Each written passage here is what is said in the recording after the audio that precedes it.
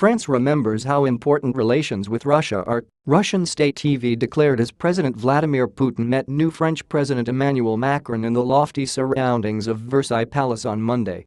Macron, who pulled off an unlikely victory in the French election against two more pro-Kremlin rivals, has long been subject to jokes from the Russian press and parliament, who have called him an agent of the U.S. banking system, weak and the antichrist of false prophecy. The elaborate French reception, held at one of the country's most famous palaces, had much fanfare and ended with a Macron and Putin sharing a golf cart ride through the palace gardens. Its opulence seemed to catch Russia's attention more than any critical statements during the 3-hour meeting. Subscribe to Newsweek from $1 per week. During the meeting with Putin, Macron frequently reminded the Russian establishment why it dislikes him. The French leader raised the issue of the conflict in Ukraine, something Putin has hardly even acknowledged in recent conversations with Western leaders. Macron pledged confidence in the maligned ceasefire between Ukrainian forces and pro-Russian forces in the east, which Moscow has unconvincingly denied it has backed since 2014. He also spoke out against the brutal tactics allegedly used by the Moscow-allied Syrian regime to regain control over the country. "A very clear red line exists on our side, that is the use of chemical weapons by whomever," Macron said. The most recent chemical attack in Syria took place in April and prompted the U.S. to strike a Syrian airfield in retaliation. The French leader raised another uncomfortable issue for Putin. Recent independent reports that under his hardliner product Ramzan Kadyrov, the region of Chechnya is running gay concentration camps. Macron even took a rare shot at Russia's state-run foreign news agencies, warning them they cease to be journalists when they spread slanderous falsehoods. Western leaders tend to avoid naming and shaming Russian state outlets, especially in front of Putin.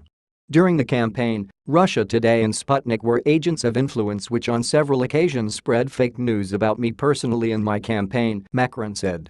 And quote, "They behaved like organs of influence, of propaganda and of lying propaganda." Immediately afterwards, RT's editor-in-chief Margarita Simonian told state news agency ITER TASS her publication was taking some of Macron's allies to court for claims during the campaign that they were not credible media representatives, thus blocking them from his campaign.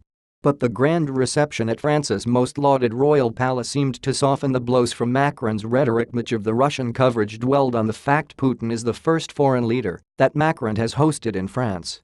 State-run channel NTV underlined the choice of venue was truly unusual and drew parallels between the reception of Chinese President Xi Jinping at the palace, followed by a tightening of relations. The choice of place says a lot, Russian state TV channel ROSSIYA1 reported. An honor guard, a red carpet, a ceremonial mitingit is all ready. Vladimir Putin is the first foreign leader Emmanuel Macron receives in France. This is not just a monument of art, Russia's state-run Pervykano reported, noting Versailles was the venue for historic events such as the declaration of the end of World War I and Britain's concession of U.S. independence. Seemingly ignoring Macron's jibes about Russian state media, outlets in Russia focused on the leader's comments that Moscow and Paris' absolute priority was to defeat militant groups in Syria, specifically the Islamic State militant group, ISIS. He said the two countries could jointly build stability in Syria. "Did you hear that, colleagues? Jointly, NTV's correspondent emphasized on air. The exact circumstances for this, given France's commitments to Western initiatives and reluctance to support Moscow's ally, President Bashar al-Assad, are unclear." The meeting, Russian senator and head of the International Affairs Committee Konstantin Kosachev said, probably disappointed those who expected sensation or scandal.